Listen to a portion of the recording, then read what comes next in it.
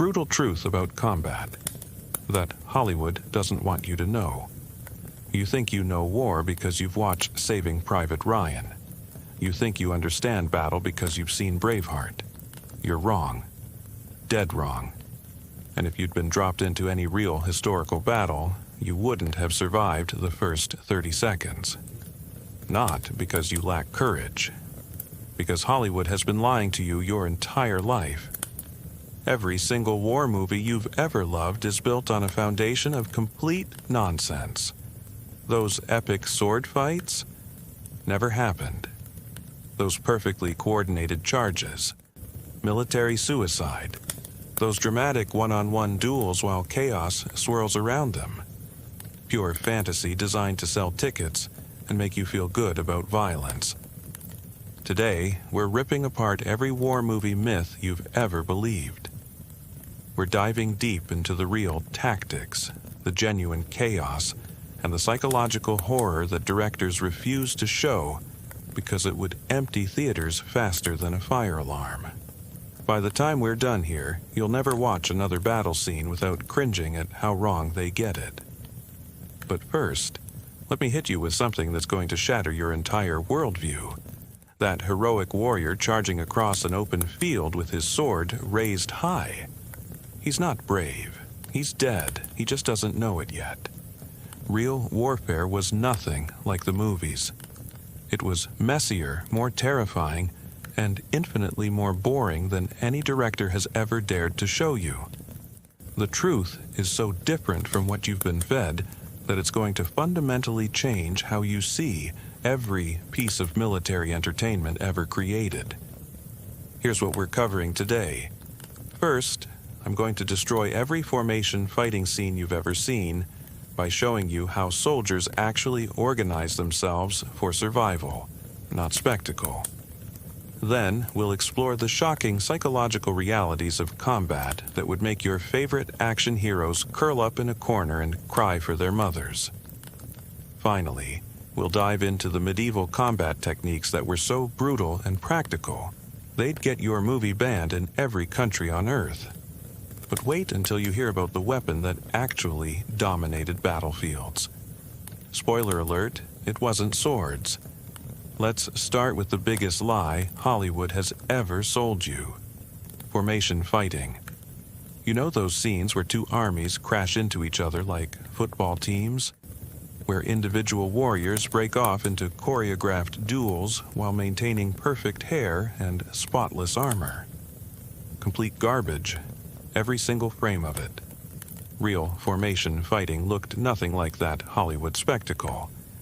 Take the Greek phalanx system, something every single ancient war movie gets catastrophically wrong. In films, you see Greek warriors charging forward individually, spinning their spears like majorettes, engaging in elaborate dance routines with their enemies. The reality would send you running back to your couch in terror. Ancient Greek soldiers called hoplites stood shoulder to shoulder in formation so tight they could barely breathe. They locked their 15-pound bronze shields together, creating an impenetrable wall of metal and human flesh. Think about this for a moment. Each man carried a shield that weighed more than most people's dumbbells. They gripped 8-foot spears in their right hands, while their left arms burned from supporting that massive shield. Now, imagine hundreds of these men standing so close together that their shields overlapped.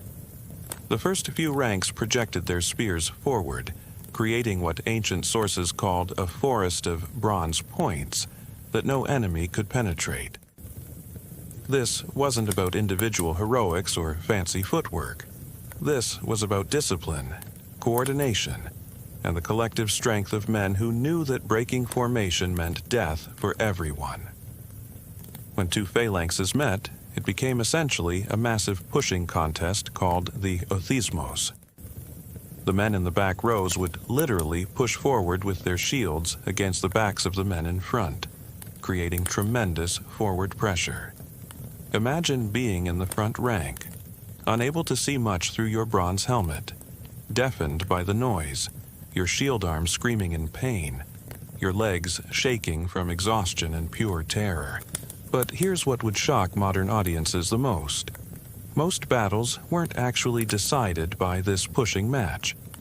They were won by outflanking maneuvers, by one side's formation breaking due to panic, or by tactical innovations that caught the enemy completely off guard. The actual combat, when it happened, was brief and absolutely brutal. And those individual sword fights you love so much? They didn't happen.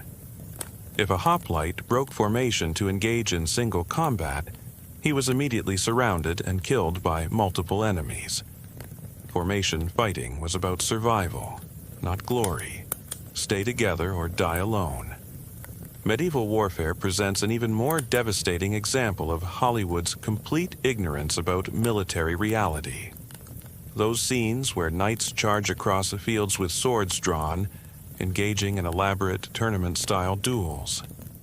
Pure fantasy that would get everyone involved killed within minutes. Real medieval combat was dominated by one simple principle that movies ignore: stay in formation or become a corpse. Medieval armies didn't just line up and charge at each other like drunken football fans. They used complex tactical systems that took years to master. Knights didn't hop on horses and charge randomly at enemies. They coordinated their movements with surgical precision, used specific formations, and employed combined arms tactics that integrated heavy cavalry, infantry, and missile troops. Picture the reality of a medieval cavalry charge. Hundreds of heavily armored men on massive war horses, each combination weighing over a ton, thundering toward you at 20 miles per hour. The ground would literally shake beneath your feet. The noise would be overwhelming, like standing next to a freight train. But here's what films miss completely. These charges were precisely timed and coordinated events. The cavalry didn't charge until the enemy formation was already weakened by crossbow bolts or disrupted by infantry. They targeted specific weak points in the enemy line, usually the flanks or gaps created by terrain. And most importantly, they stayed together as a unit. Individual knights who broke off from the formation were dead knights. Period. The English victory at Agincourt perfectly illustrates real medieval tactics that Hollywood refuses to show.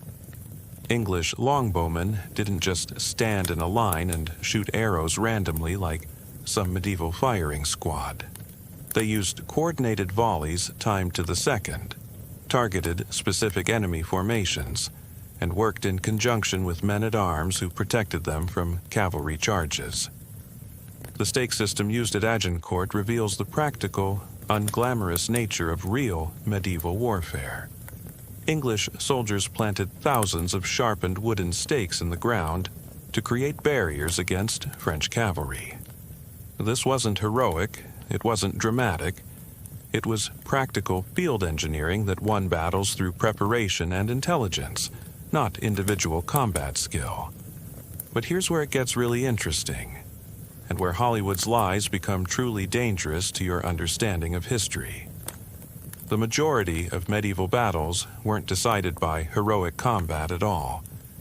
They were won by logistics, disease, and morale collapse. More soldiers died from dysentery and starvation than from sword wounds. Armies that couldn't maintain their supply lines simply melted away like snow in spring. The siege warfare that actually dominated medieval military thinking is completely absent from most Hollywood portrayals. Real medieval warfare was about controlling territory and resources, not winning glorious pitched battles. Soldiers spent months digging trenches, building siege engines, and slowly starving enemy garrisons into submission. Now, let me destroy your faith in war movies completely with something that's going to change how you see every battle scene forever. Marksmanship and combat effectiveness in real warfare versus the fantasy you've been sold. In films, soldiers rarely miss their targets. Every shot counts. Every arrow finds its mark. Heroes pick off enemies with precision shots while dodging return fire. The reality is so different, it's almost comical, if it weren't so tragic. Military studies from World War II revealed shocking statistics about combat effectiveness that would make movie audiences walk out in disgust. Only about 20% of infantrymen actually fired their weapons during battle. The other 80% either couldn't bring themselves to shoot at other human beings, or were too paralyzed by fear to aim effectively. Those soldiers who did manage to fire their weapons had accuracy rates under combat stress that would make you laugh if lives weren't at stake.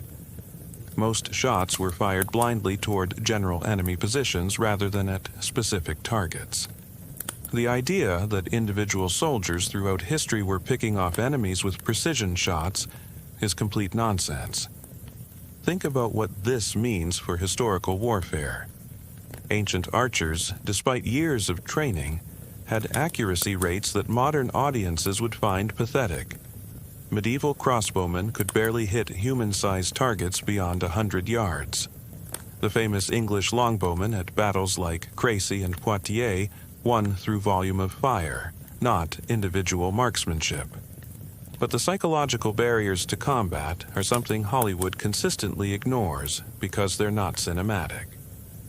Most human beings have a deep instinctive reluctance to kill other humans, even in life or death situations.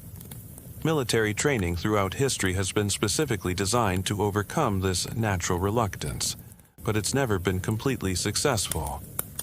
Real soldiers in combat were often paralyzed by fear, confusion, and the overwhelming sensory assault of battle. The noise alone could be completely debilitating. Imagine the sound of thousands of men shouting, metal clashing against metal, horses screaming, and wounded soldiers crying for help. Add to that the visual chaos of dust, smoke, and blood, and you have conditions that would break most people mentally within minutes. This brings us to something that movies absolutely refuse to show accurately, because it would destroy their entire narrative. The reality of ancient and medieval weapons, and how they were actually used in combat. Those sword fights you love watching? They're based on complete misunderstandings of how weapons actually functioned in historical warfare. Swords were expensive, difficult to maintain, and primarily used by wealthy professionals who could afford them. Most soldiers throughout history used spears, axes, or farming tools converted for combat. A peasant conscript was far more likely to carry a sharpened farming implement than a gleaming sword. The combat techniques used with these weapons were nothing like movie choreography. Real fighting was about ending the encounter as quickly as possible with minimal risk to yourself.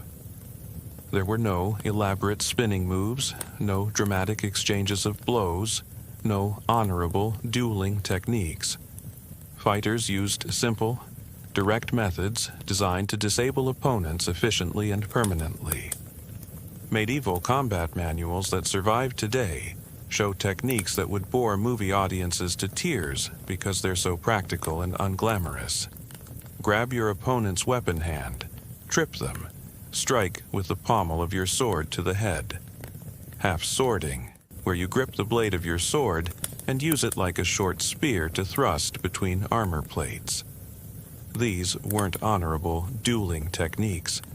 They were practical methods for staying alive in situations where honor meant death.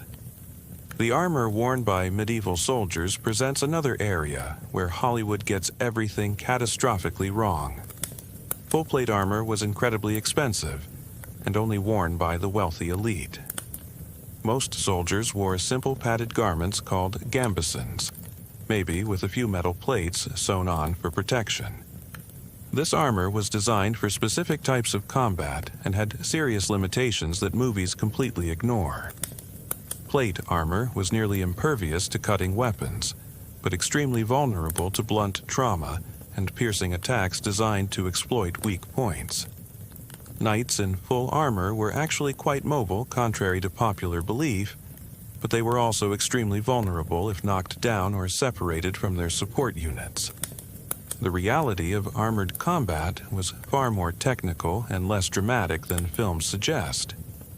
It was about using specialized weapons and techniques designed to exploit specific armor weaknesses, not about trading sword blows until someone got tired. But wait until you learn about how battles actually ended, because this is where the truth becomes truly disturbing. Movies love showing climactic moments where the hero delivers a killing blow to the main villain, deciding the fate of the battle. But real warfare was decided by much more brutal and random factors that would never make it into a PG-13 rating. Most battlefield deaths didn't happen during the organized fighting phase. They happened when formations broke and soldiers tried to flee. The real killing began during what military historians call the rout, when organized units dissolved into panicking individuals running for their lives. Cavalry units would pursue fleeing infantry for miles, cutting them down from behind as they ran. This wasn't combat. This wasn't honorable warfare. This was systematic slaughter of defenseless people, and it's where most battle casualties actually occurred. Archaeological evidence from medieval battlefields reveals horrifying truths about how soldiers actually died that movies will never show you. Analysis of skeletons from the Battle of Visby shows that nearly 40% of soldiers died from being trampled by their own comrades during panic retreats. Imagine being knocked down in the chaos and having hundreds of armored men step on you while you're helpless on the ground. The weapons that actually dominated historical battlefields would shock modern audiences because they're so unglamorous. Artillery and siege engines killed more soldiers than all the swords and spears combined. A single catapult stone could crush multiple men instantly. Greek fire could burn through armor and flesh alike, creating injuries so horrible that ancient sources couldn't describe them adequately. These weren't the dramatic weapon clashes you see in movies. These were industrial-scale killing machines designed to break enemy morale as much as enemy bodies. Medieval warfare was dominated by logistics and disease, not heroics. Armies moved slowly, carrying massive supply trains that were more important than any weapon. They spent more time building camps, maintaining equipment, and dealing with sanitation than they did fighting battles. The most successful military leaders throughout history weren't the bravest warriors. They were the ones who could keep their armies fed, healthy, and equipped over long campaigns.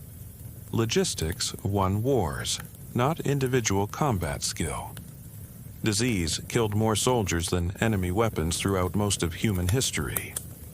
Dysentery, typhus, and plague regularly wiped out entire armies without a single battle being fought. The Black Death alone killed more people than every medieval war combined. But you'll never see a movie about heroes dying from diarrhea because it's not cinematically appealing to modern audiences. The psychological toll of real combat would break most modern people instantly, and this is perhaps the most important truth that Hollywood refuses to acknowledge. Soldiers throughout history developed what we now recognize as post-traumatic stress disorder. They suffered from nightmares, anxiety, and severe depression that lasted for years after battles ended. Many never recovered mentally from what they experienced, becoming what medieval sources called battle mad, or what Roman writers described as men whose souls had been eaten by Mars. Ancient Greek and Roman military manuals describe soldiers who became completely paralyzed with fear during battle, unable to move or respond to orders. Medieval chronicles tell stories of knights who abandoned warfare entirely after experiencing the horror of real combat, becoming monks or hermits to escape their memories. These weren't cowards or weaklings. These were normal human beings reacting to extreme trauma that no person should ever have to experience. The fact that any soldiers functioned effectively in combat is a testament to the brutal training methods used to condition them. The The training required to create effective soldiers was deliberately dehumanizing and psychologically destructive. Spartan warriors were conditioned from childhood to view killing as normal through systematic abuse and violence. Roman legionaries underwent years of harsh discipline designed to break down their individual personalities and rebuild them as killing machines. This training had to overcome humanity's natural reluctance to kill other humans. Most people, even in genuine life or death situations, will hesitate before taking another person's life. Military training throughout history has been specifically designed to eliminate that hesitation through repetition, conditioning, and psychological manipulation that would be considered torture by modern standards. The reality of ancient and medieval warfare was that effective combat was dominated by professionals who had dedicated their entire lives to the study and practice of organized violence. These weren't farm boys who picked up swords and became heroes through natural talent. They were career soldiers who had spent decades learning how to efficiently end human lives while suppressing their own humanity. Modern military studies confirm what ancient sources suggested. The vast majority of combat casualties in any battle are inflicted by a small percentage of soldiers. Most fighters never effectively engage the enemy due to psychological barriers. The ones who do the actual killing are often psychologically abnormal individuals who lack the normal human reluctance to harm others. This brings us to the final truth that Hollywood absolutely refuses to acknowledge, and it's the most important point of this entire discussion. Real warfare throughout human history was never about honor, glory, or heroism. It was about applying organized violence to achieve political and economic goals set by rulers who rarely participated in the actual fighting. The soldiers who fought these battles were often unwilling participants who had been forced into service through economic necessity, legal obligation, or direct coercion. The romantic notions of knightly chivalry and warrior honor were propaganda created by the ruling classes to justify their wars and make soldiers more willing to die for causes that didn't benefit them. The reality was that most soldiers throughout history were peasants, serfs, or urban poor who had no choice in whether they fought. They were driven into battle by fear of punishment from their own officers more than by courage, patriotism, or desire for glory. Medieval military records show that desertion rates were often above 50%, and that most armies had to post guards to prevent their own soldiers from fleeing. The image of willing warriors marching eagerly into battle is a complete fabrication designed to make warfare seem more palatable to modern audiences. So the next time you watch a war movie, remember everything you've learned here. Those dramatic sword fights never happened because they would get everyone involved killed. Those heroic charges across open fields were suicide missions that no competent commander would ever order. Those perfectly coordinated battle formations were maintained through brutal discipline and the constant threat of execution for anyone who broke ranks. Real combat throughout history was messy, random, and utterly terrifying. It was dominated by logistics, disease, and the complete breakdown of human psychology under extreme stress. The soldiers who survived battles weren't necessarily the bravest, most skilled, or most heroic. They were often simply the luckiest, or the ones who ran away fastest when their formations collapsed. But here's what I want you to understand, and this is crucial. Recognizing the brutal reality of historical warfare doesn't diminish the genuine sacrifice of those who fought and died in these conflicts. If anything, it helps us appreciate the true cost of war and makes us more reluctant to glorify violence in our entertainment. The men and women who survived historical battles carried psychological scars that lasted lifetimes. They witnessed horrors that no human being should ever see. They were forced to do things that violated their deepest moral beliefs.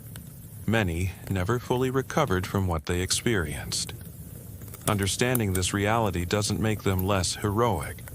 It makes their sacrifice more meaningful because we recognize the full price they paid. It also helps us understand why war should always be a last resort, pursued only when absolutely necessary for survival. The truth about historical warfare is that it represents one of humanity's greatest ongoing tragedies. The same conflicts that historians celebrate as decisive moments were catastrophic events that destroyed millions of lives, devastated entire regions, and set back human progress by generations. By understanding what combat was really like, we can better appreciate peace and make more informed decisions about when violence is truly justified. We can also recognize the propaganda techniques that rulers have used throughout history to convince ordinary people to die for causes that primarily benefit the wealthy and powerful. Most importantly, we can honor the memory of those who fought and died by remembering them as real human beings who suffered real trauma, not as sanitized heroes from sanitized stories designed to make war seem glorious and exciting. The next time you see a perfectly choreographed battle scene, remember the reality. Remember the fear, the confusion, the psychological breakdown, the random death, and the lifelong trauma that real combat inflicted on everyone who experienced it. That's the truth Hollywood doesn't want you to know, because the truth doesn't sell tickets or make audiences feel good about violence. But it's a truth we need to understand if we want to make better decisions about war and peace in our own time. But we're not done exposing Hollywood's lies. Because there's something even more disturbing than the combat myths we've already destroyed. Something that reveals just how disconnected modern audiences are from the brutal realities that shaped human civilization for thousands of years. Let me tell you about the weapons that actually won battles, and it's going to completely shatter every preconception you have about ancient and medieval warfare. You think catapults and trebuchets were just big rock-throwing machines used to knock down castle walls? Wrong. These were precision psychological warfare instruments designed to break enemy morale before the real fighting even started. Ancient commanders understood something that modern movies completely ignore. Winning battles was as much about destroying enemy minds as enemy bodies. Roman military engineers didn't just build catapults to breach fortifications. They loaded them with rotting corpses, diseased animal parts, and human heads taken from previous battles. Imagine you're defending a city and suddenly it's raining, decomposing bodies and severed limbs. The psychological impact was devastating, often causing entire garrisons to surrender without a fight. But that's just the beginning of Hollywood's weapon lies. Those massive siege towers you see rolling toward castle walls in movies, they weren't just mobile platforms for soldiers. They were mobile slaughterhouses filled with specialized killing equipment that would give modern audiences nightmares. The top floors of siege towers contained what medieval sources called Greek fire siphons. Essentially, ancient flamethrowers that could project burning liquid over 100 feet. The middle floors were packed with crossbowmen using weapons so powerful they could punch through plate armor at close range. The bottom floors contained battering rams, but not the simple logs you see in films. These were iron-headed monsters weighing several tons, operated by teams of men working in shifts. When a siege tower reached a castle wall, it didn't just deliver soldiers for heroic hand-to-hand combat. It unleashed industrial-scale violence that turned defensive positions into charnel houses within minutes. Medieval military engineers also developed weapons so cruel that the Catholic Church tried to ban them, which tells you everything you need to know about their effectiveness. The crossbow was considered so inhumane that the Third Lateran Council of 1139 prohibited its use against Christians. Think about that. A weapon so devastating that religious authorities tried to outlaw it among believers. Why was the crossbow so feared? because it required no training, no strength, and no courage to use effectively. A peasant with a crossbow could kill a knight who had trained for warfare his entire life. It democratized violence in ways that terrified the military elite, which is exactly why they tried to ban it. But the weapon that truly dominated medieval battlefields was something movies barely acknowledge: the poleaxe. This wasn't a simple axe on a stick. It was a sophisticated killing instrument that combined an axe blade, a hammerhead, and a spear point on a 6-foot shaft. In the hands of a trained fighter, it could crush armor, puncture steel, and reach opponents at distance. Medieval combat manuals show that poleaxe techniques were incredibly complex, requiring years to master. But once mastered, they made traditional sword fighting look like children playing with toys. The poleaxe could generate enough force to split a skull through a helmet, or crush a rib cage through plate armor.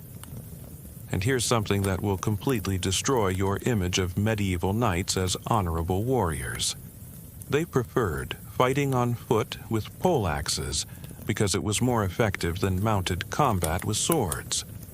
The famous dismounted knights at Agincourt weren't being chivalrous. They were being practical. Now, let me destroy another massive Hollywood lie about ancient warfare that's going to change how you see every Roman battle scene forever.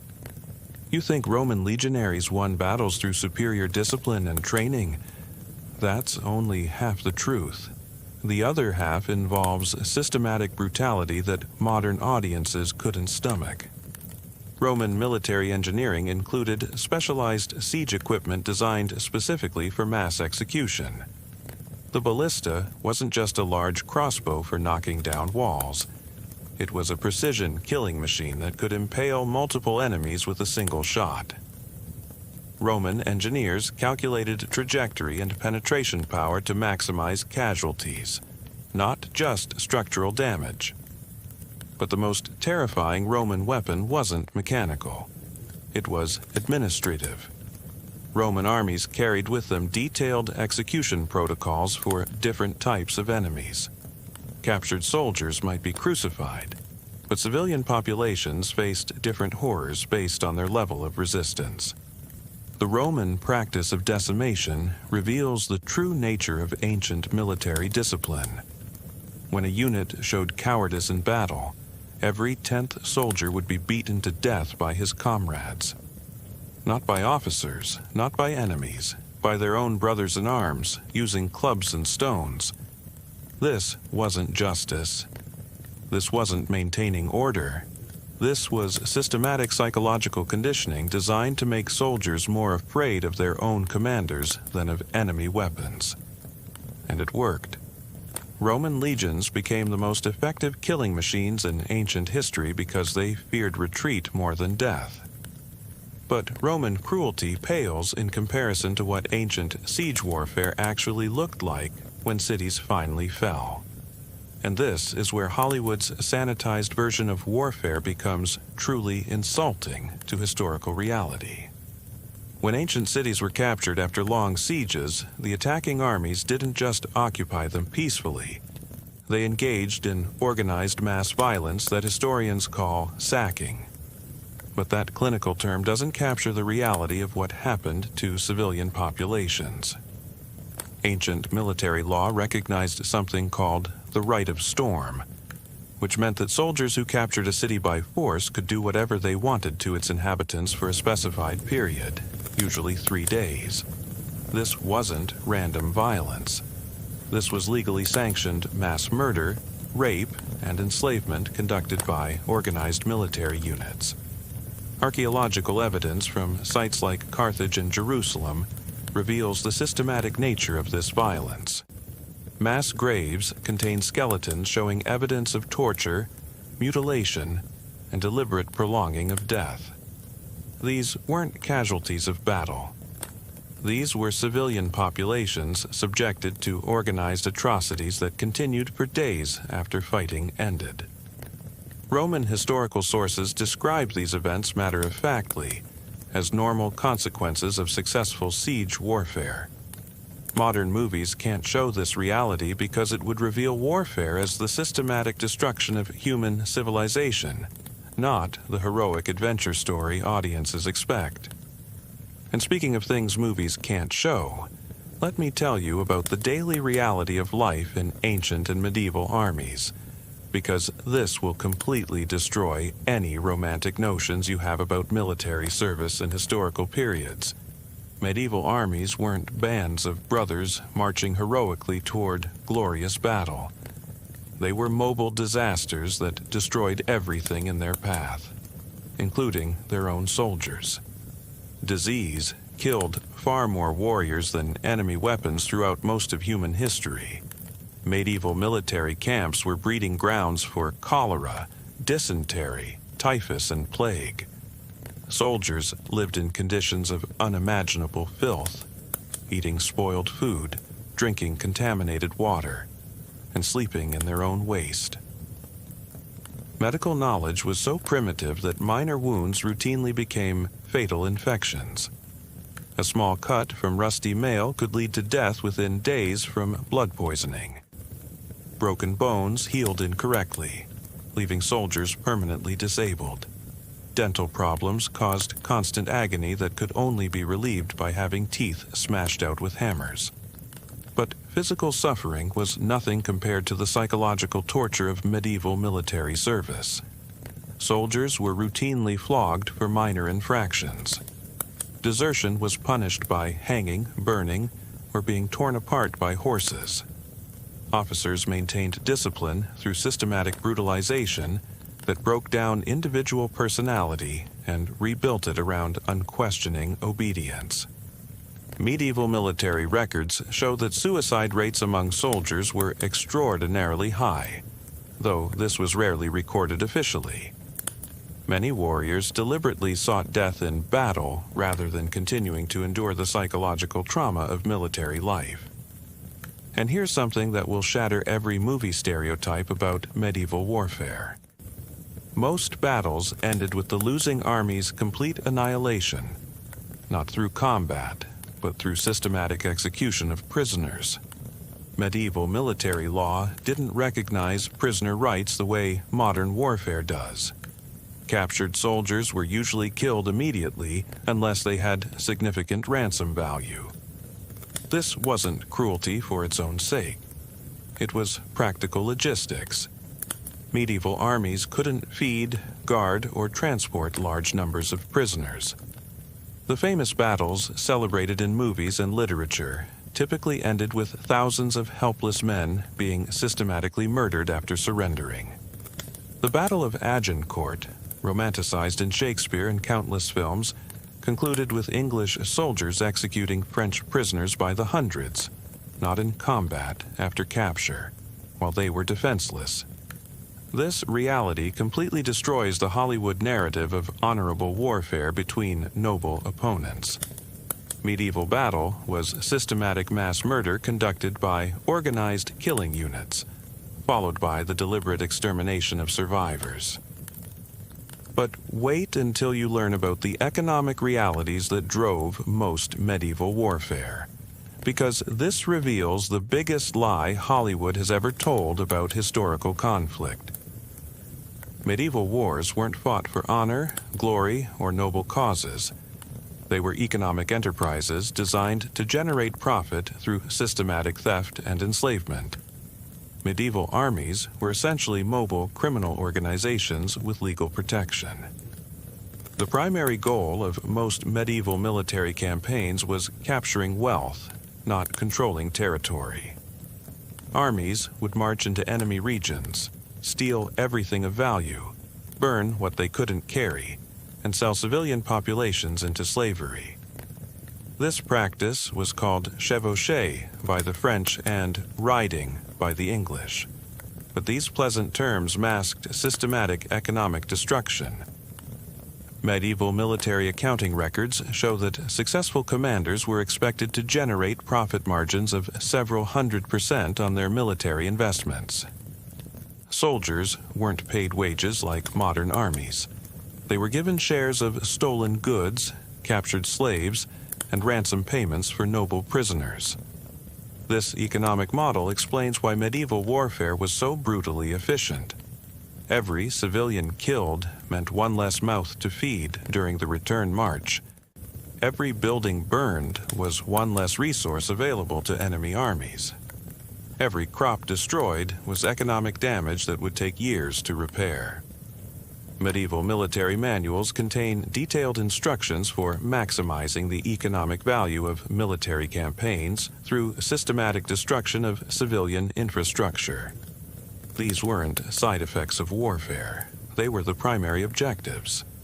And the religious justifications for medieval warfare that movies love to romanticize? Pure propaganda designed to make systematic theft and murder seem morally acceptable. The Crusades, portrayed in films as holy wars between Christianity and Islam, were actually economic enterprises designed to redirect European military violence away from internal conflicts. The religious rhetoric was window dressing on military campaigns, whose real purpose was capturing trade routes and taxation rights in the Eastern Mediterranean. Contemporary chronicles reveal that Crusader armies spent more time fighting each other over loot than fighting Muslim opponents. The sack of Constantinople in 1204 during the Fourth Crusade saw Christian armies completely destroying the largest Christian city in the world for purely economic motives. Medieval military records show that religious motivations ranked far below economic incentives in actual military planning. Soldiers joined armies to get rich, not to serve God. The religious rhetoric was propaganda designed to make theft and murder seem morally justified. This economic reality explains why medieval warfare was so persistent and destructive. As long as military campaigns generated profit, rulers had incentive to continue them indefinitely. The human cost was irrelevant as long as the economic benefits outweighed the expenses.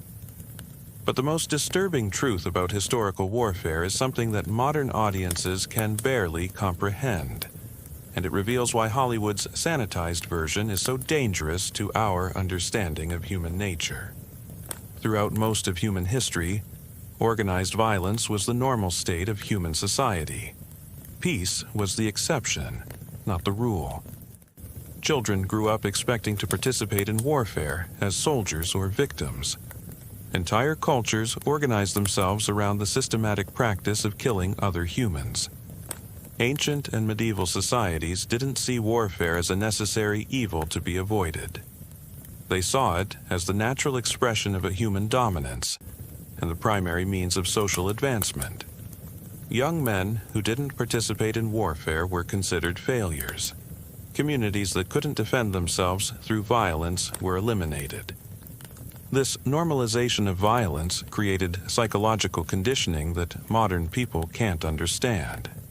Medieval chroniclers describe mass executions, torture, and systematic destruction of civilian populations in the same matter-of-fact tone they used to discuss weather patterns or crop harvests.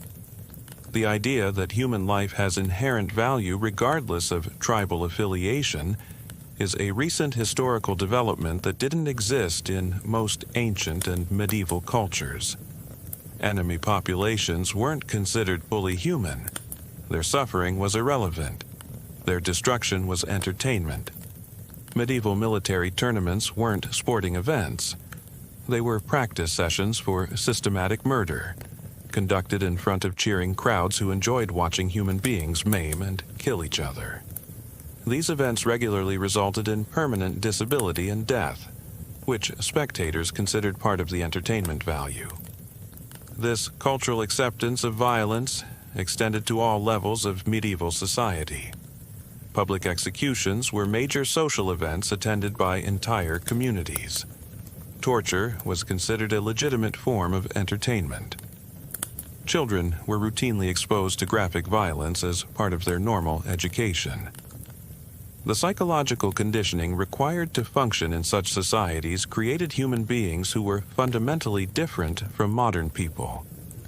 Medieval warriors weren't just trained to kill. They were psychologically programmed to enjoy killing, to take pride in their ability to inflict suffering, and to view violence as the highest expression of human capability. Modern attempts to understand historical warfare through contemporary psychological frameworks completely miss this reality. Ancient and medieval warriors weren't traumatized by combat the way modern soldiers are because they were raised from childhood to view systematic violence as normal and necessary. This creates a profound disconnect between historical reality and modern moral sensibilities that Hollywood exploits through sanitized portrayals of warfare. By showing historical violence through modern moral frameworks, movies make ancient and medieval warfare seem comprehensible to contemporary audiences. The truth is that historical warfare was conducted by human beings who were psychologically alien to modern people. Their values, motivations, and moral frameworks were so different from ours that we can barely comprehend them without extensive historical conditioning. And that brings us to the final, most important truth that Hollywood absolutely refuses to acknowledge, because it would destroy the entire foundation of modern entertainment industry. The glorification of historical warfare in movies and television serves contemporary political purposes by making systematic violence seem heroic and necessary. Every war movie that portrays ancient or medieval combat as honorable and glorious serves as propaganda for modern military organizations. By sanitizing the reality of historical warfare, Hollywood creates emotional conditioning that makes modern audiences more likely to support contemporary military actions. The same psychological techniques used to make medieval torture seem exciting are used to make modern warfare seem necessary and justified. The movie industry's partnership with military organizations isn't accidental. It's a deliberate strategy to use entertainment media as recruiting and propaganda tools.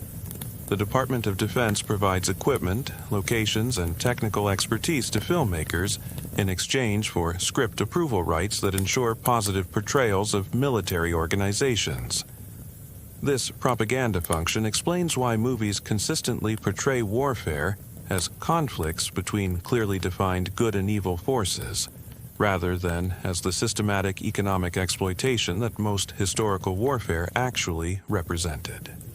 It's easier to recruit soldiers for contemporary conflicts if audiences believe that warfare has historically been about protecting noble values rather than generating profit through organized theft and murder.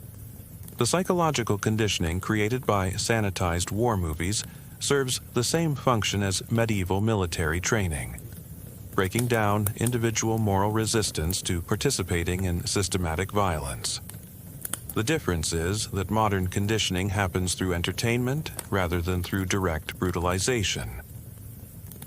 Contemporary military recruitment relies on young people who have been psychologically prepared for warfare through exposure to media that portrays systematic violence as heroic and necessary. Every war movie that makes historical combat seem glorious contributes to this psychological conditioning process. And that's why understanding the truth about historical warfare is so important for modern audiences. It's not just about historical accuracy. It's about recognizing how entertainment media shapes our understanding of violence and influences our willingness to support contemporary military actions. The brutal reality of ancient and medieval warfare should serve as a warning about the true nature of organized violence, not as inspiration for contemporary conflicts. But Hollywood's sanitized portrayals do the opposite, making systematic destruction seem heroic and necessary. By understanding what historical combat was actually like, the random death, the systematic cruelty, the economic exploitation, the psychological destruction, we can make more informed decisions about when violence is truly justified in our own time. The truth about historical warfare reveals that organized violence has always been about power and profit, not about honor and noble causes. The same patterns that drove medieval armies to systematically destroy civilian populations continue to influence contemporary military actions. Recognizing these patterns doesn't make us more cynical about human nature. It makes us more realistic about the true costs of warfare and more resistant to propaganda that portrays systematic violence as heroic and necessary. The men and women who fought and died in historical battles deserved better than to have their suffering transformed into entertainment propaganda. They deserve to be remembered as real human beings who experienced real trauma, not as sanitized heroes from sanitized stories designed to make contemporary audiences more willing to support modern warfare. That's the truth Hollywood doesn't want you to know, and it's why understanding the reality of historical combat is essential for anyone who wants to make informed decisions about war and peace in our own time. But before we finish destroying every war movie you've ever loved, there's one more massive lie we need to expose. Something so fundamental to Hollywood's portrayal of historical warfare that when you understand the truth, you'll never be able to watch another battle scene without laughing at how ridiculous it all is. Let me tell you about what real historical battles actually looked like from the perspective of an ordinary soldier. And it's going to shatter every heroic image you've ever had about ancient and medieval warfare. Picture this.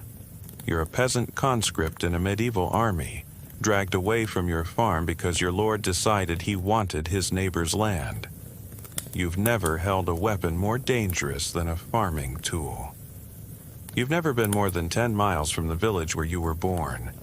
And now you're standing in a muddy field at dawn, wearing borrowed armor that doesn't fit, holding a rusty spear you don't know how to use, waiting to fight people you've never met for reasons nobody has adequately explained. You haven't eaten a proper meal in 3 days because the supply wagons got lost or stolen, or the horses died, or all three. You're suffering from dysentery because the water supply is contaminated with human waste. Your feet are rotting inside boots that were never designed for constant marching through mud and filth. You haven't bathed in weeks because there's no time, no soap, and no clean water.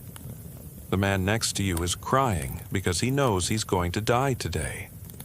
The man on your other side is praying to saints you've never heard of, promising them things he doesn't own if they'll just let him see his family again. Behind you, someone is vomiting from fear, adding to the already overwhelming stench of unwashed bodies, rotting food, and human waste.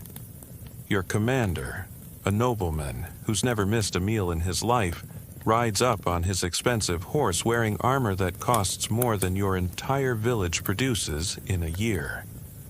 He starts shouting about honor and glory and fighting for your king. You don't care about honor. You've never met the king. You just want to go home. But you can't go home because desertion is punishable by death.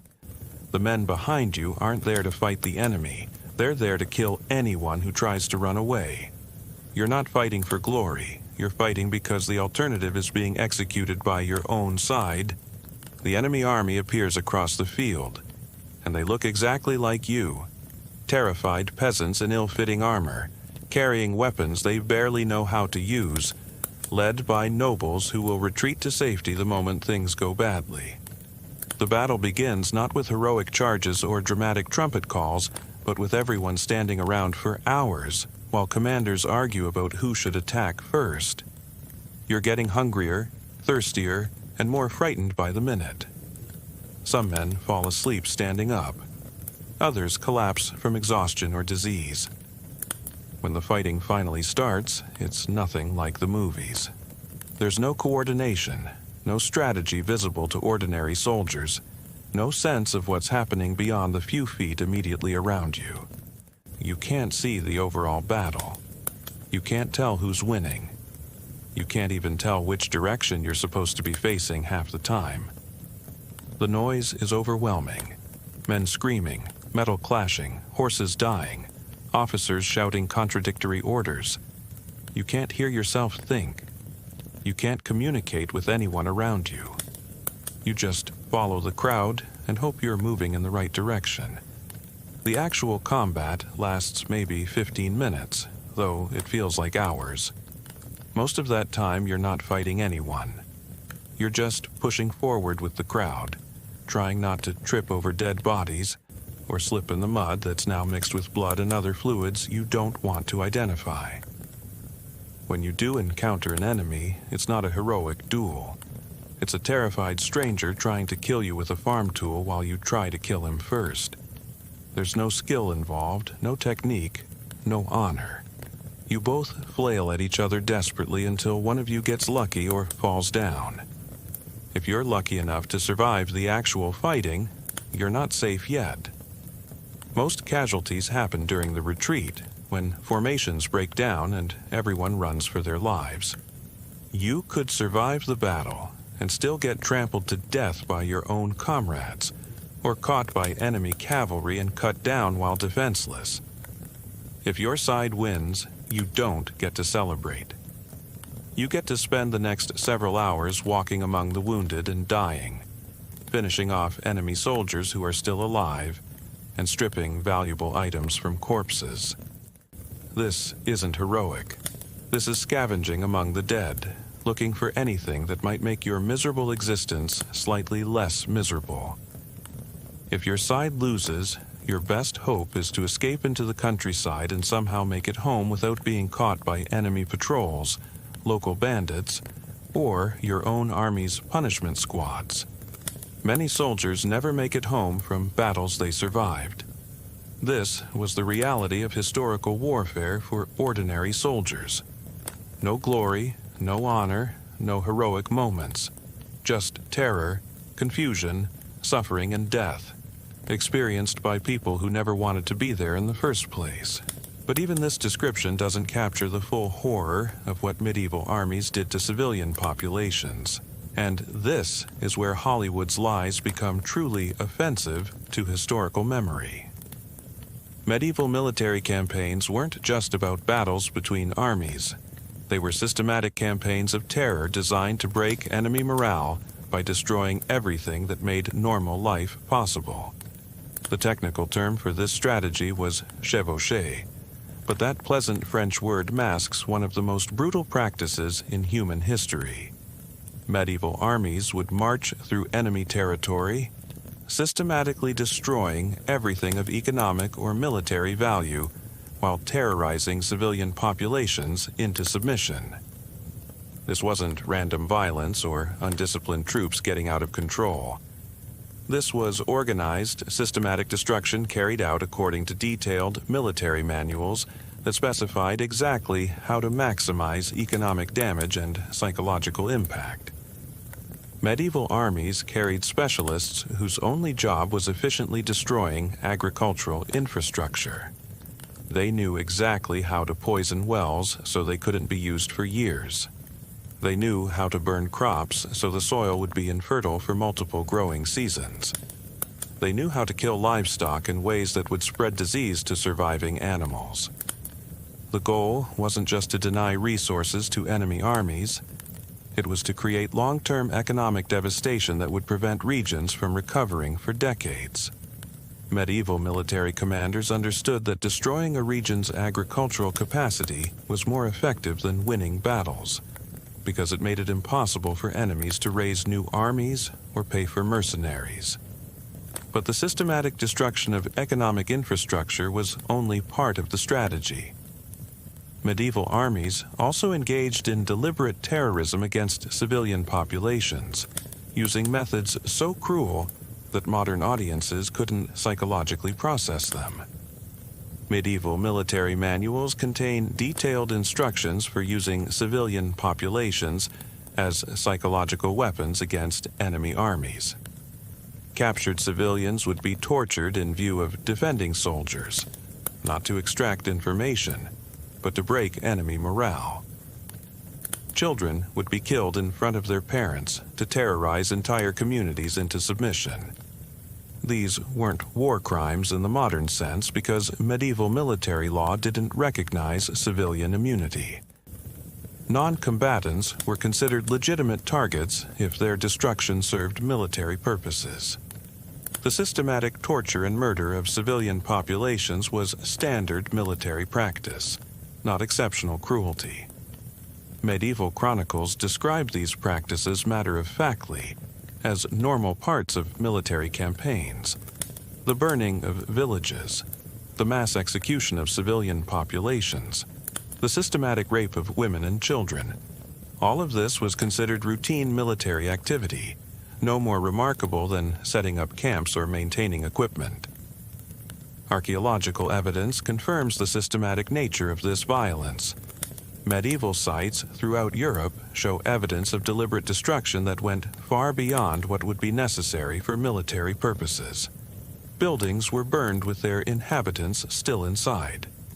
Wells were filled with corpses to spread disease. Entire regions were depopulated so completely that they didn't recover for generations. This systematic terrorism had profound effects on medieval society that Hollywood completely ignores. Entire populations lived in constant fear of military campaigns that could destroy everything they had built over generations. Parents raised children expecting them to be killed, enslaved, or worse by enemy armies. The psychological trauma inflicted on medieval civilian populations created cultures of violence that perpetuated themselves across generations. Children who survived military campaigns grew up psychologically conditioned to accept systematic brutality as normal. They became adults who were capable of inflicting the same violence on other civilian populations. This cycle of trauma and violence shaped medieval European culture in ways that modern people can barely comprehend. The art, literature, and religious practices of medieval society were all influenced by the constant presence of systematic military violence that could destroy any community at any time. But wait until you understand how this systematic violence was justified through religious and legal frameworks that made mass murder seem not just acceptable, but morally necessary. Medieval religious authorities developed sophisticated theological justifications for systematic violence that would shock modern audiences. The concept of holy war wasn't just about fighting non-Christians. It was about using divine authority to justify any military action that served the interests of Christian rulers.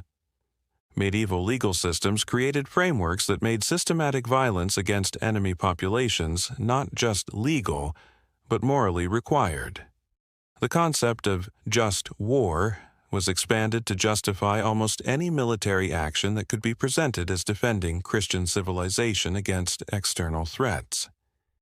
These religious and legal justifications weren't just propaganda for public consumption. They were psychological conditioning systems that made it possible for ordinary people to participate in systematic mass murder without experiencing the guilt and trauma that such actions would normally cause. Medieval soldiers weren't psychopaths or sadists. They were normal human beings who had been psychologically conditioned through religious and legal frameworks to believe that torturing and killing civilians was not just acceptable, but morally praiseworthy when done in service of the correct authority. This conditioning was so effective that medieval sources contain accounts of soldiers who genuinely believed they were serving God by burning villages full of children, or who thought they were protecting Christian civilization by systematically raping and murdering non-combatant populations. The psychological mechanisms that made this conditioning possible are the same ones that operate in modern societies. The difference is that modern propaganda is more sophisticated and operates through entertainment media rather than through direct religious indoctrination. And that brings us to the most disturbing truth about Hollywood's portrayal of historical warfare. It serves exactly the same psychological conditioning function that medieval religious propaganda served for contemporary audiences.